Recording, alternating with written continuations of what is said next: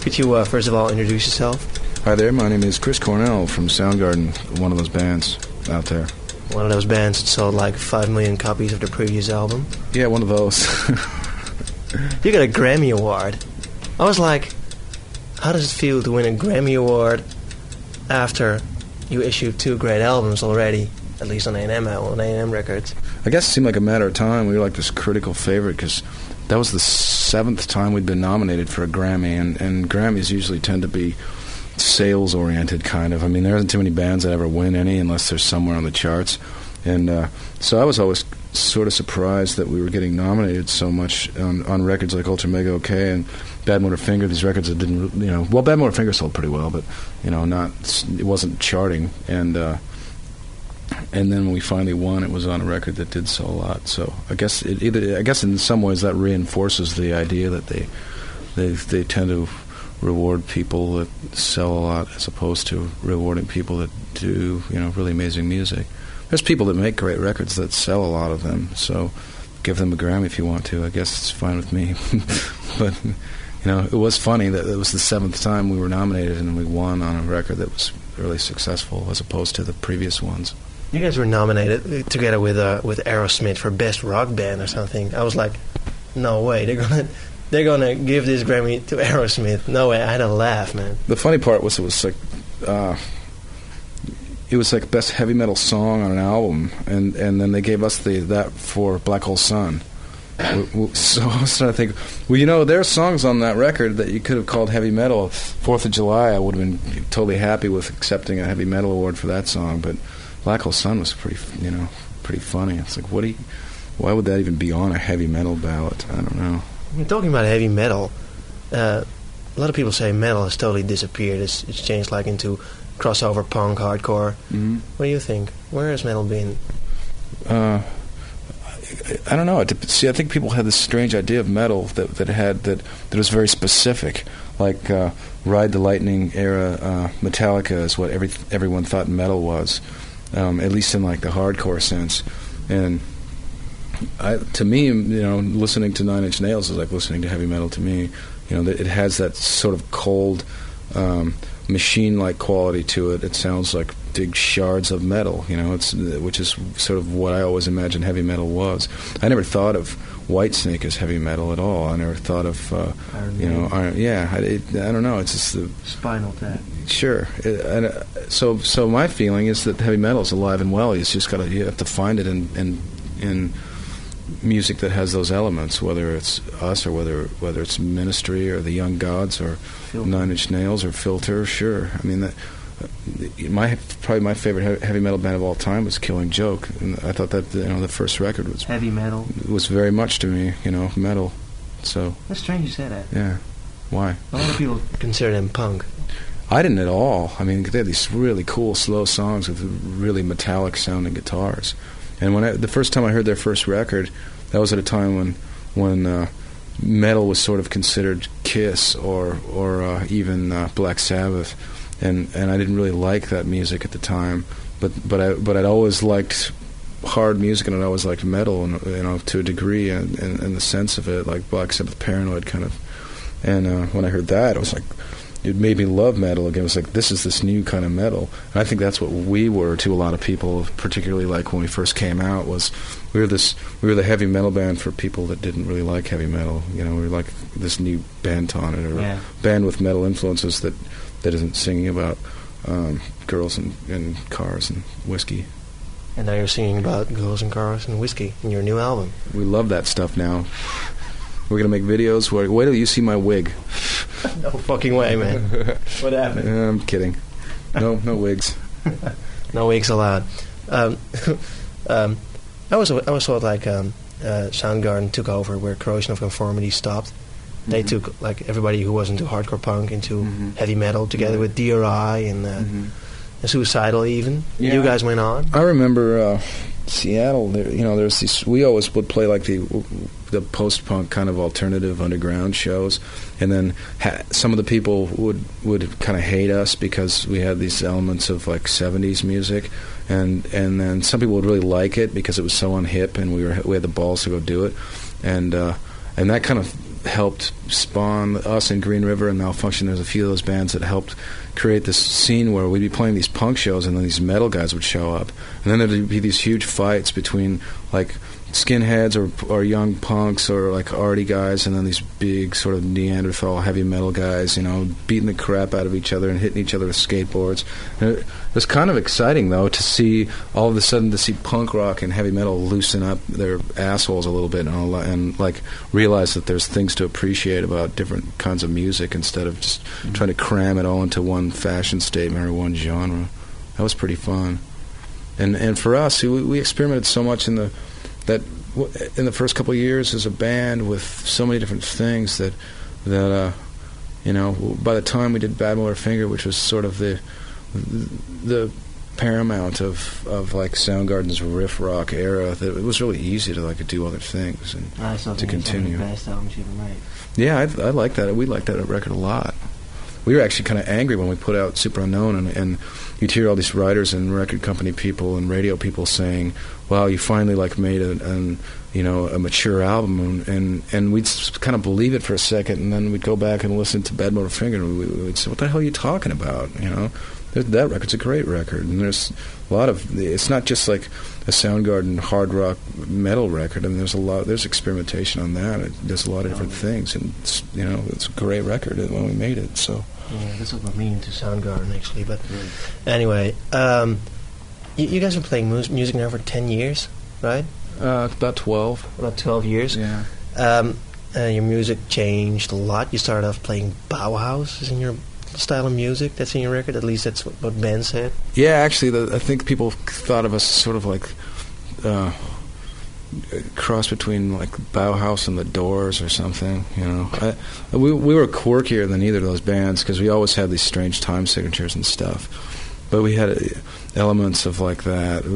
But then people that didn't know who Bauhaus was thought we sounded more like Black Sabbath. They'd take that goth kind of influence and go straight to Black Sabbath with it because they didn't know anything else. And we'd get compared, usually in the States, we'd get compared to bands that people knew about, which was that thing, like the Doors, Led Zeppelin, Bauhaus, or Doors, Led Zeppelin, Black Sabbath. And during that period, we never listened to any of that. You know, we were listening to Wire and Bauhaus and Killing Joke, and then all these amazing American bands that, like the Butthole Surfers and the Meat Puppets and Husker Du, and a lot of bands out of Seattle. You know, specifically like the Melvins or Malfunction. You can listen to the Misfits, because I think in Louder Than Love, you try your voice. It sounds almost like Glenn Danzig-like. Really? No, I was never a big Misfits fan. I don't know if anyone in the band ever was, but they looked scary. They're actually on tour again. They're looking even scarier. Really? With Glenn Danzig? No, not Glenn. Wow, they went back and said, forget Glenn. And they weigh like tens of tons. Do they? Well, they're heavier than they've ever been. The heaviest band in the world, man. Exactly. Anyway, your new album, I've been listening to it now for a few times, because it's not out yet. Is it true that on this album you incorporate like all different sort of styles that you guys tested for over a couple of years now? Well, there's... There are like Bad Motor Finger songs on there. There are like really hard songs, really rock riff songs, but there are like relaxed, or like, what's it called? Apple Bite. That's a special song. Yeah, I think it has. I don't know if I'd put it that way. That we're just sort of that now we're just kind of like drawing over like all of our past experience. I think what happened for us is that on Super Unknown we didn't want to go make another Bad Motor Finger record, and we had to kind of branch out in different directions, and we did that. We did that successfully on that, and I think this is just a continuation of kind of anything goes, you know, and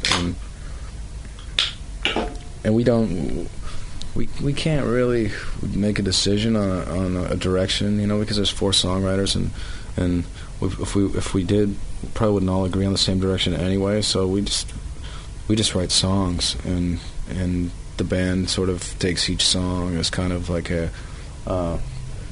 a race car doing its time trials for the race, and we literally play that song, and if we like it, it makes the record, and that's about as far as we go with it in terms of planning. We start thinking about it when there becomes a collection of songs, and thinking about what the record is going to sound like, and thinking about other songs and saying that will fit really well with this, or this song will fit really well, or that song won't fit because these other songs are just on a different plane. But we've always been pretty good at doing a lot of diverse feels and somehow making it work within the context of the whole record. It's the same band playing on every song, so it definitely gets its own Soundgarden feel at the end of it. You always write the lyrics, right? Not 100%. No. Almost. Every record we've put out, there's been some song that someone else wrote lyrics for. This record, Kim wrote lyrics for Never the Machine Forever, which he wrote the music for as well. Ben wrote the lyrics to And Unkind, which he wrote the music to. I wrote the rest of it, but for the most part, there's always somebody else doing something, though, which I usually like, because being like the main lyricist and singing almost always all the songs, it's refreshing to have a song that someone else wrote to sing, because I'll sing like a different way than I've ever sang before on it. I'll sort of try to capture the whatever it was about what they were doing, as opposed to just taking it and singing it my own way and changing the melody. And I really like going outside that way because it's refreshing. I hear a lot of Led Zeppelin in your new record. I guess I must be wrong, because it will be Killing Joke. Or no, it'll be the Buggles. No, but what do you think? I mean, a lot of people must come to you and say, like, wow, there's a lot of Led Zeppelin in your record. I don't know. I haven't heard that a lot on this record, but I've got it plenty of other times. I think it's just the thing that happens. Part of it is like the range that I sing in sometimes, and I've always had a certain amount of R&B influence, just because I always like those singers. I don't have a huge R&B collection at home, but I've always loved like the gospel and R&B singers, just because of the soul aspect of it and the emotional aspect of it, and just what they do with their voices is really expressive and aggressive. And that whole period of like early 70s blues influenced English music was basically, they're being influenced by the same singers. And when this suburban white guy sings, with a certain amount of R&B influence in a high register, people say whoever the norm of that is at the time, which is Led Zeppelin. But we haven't ever been like huge Led Zeppelin fans. I never bought a Zeppelin record until years after people were saying that I sounded like Robert Plant, or that the band sounded like Led Zeppelin. And I don't think anyone else in the band ever did either. But at this point, we're all pretty big Led Zeppelin fans, mainly because of that, I think. And just it was really hard for me to like Led Zeppelin as a kid, because it was all over the radio and it was what everybody liked. And why buy the record? You already know all the words and all the songs, and you never even bought it. Everyone plays it at parties, and I just wanted to stay away from it. But now, a lot of those bands that I hated back then, I really like now. Now that it's all sort of behind me, and I can just appreciate music for music. Because when you're younger, you always have this fashion instinct. Like, you can't like that band because then you're a jerk. You can't like this band because you'll be a misogynist, sexist pig. And you go through that when you're younger. When you get older, you don't really care so much anymore. You sort of realize you're not, one thing or the other thing based on what you listen to. You're just who you are. And so I opened up to a lot more of that older music.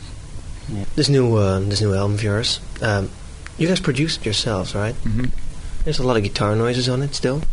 Yeah. Because I got this beeper, and I was listening for small beeps, and I got this record of yours on. Yeah, it's not as many beeps as what's in techno, but there's some in there. I was actually listening to a techno song on the radio last night at a friend's house, and his phone rang, and I thought it was part of the song, and he jumped up to answer the phone. I thought, what the hell are you jumping up for? Sit down and listen to your techno. You don't like techno? I like the aggressive sides of it. I like certain elements of it.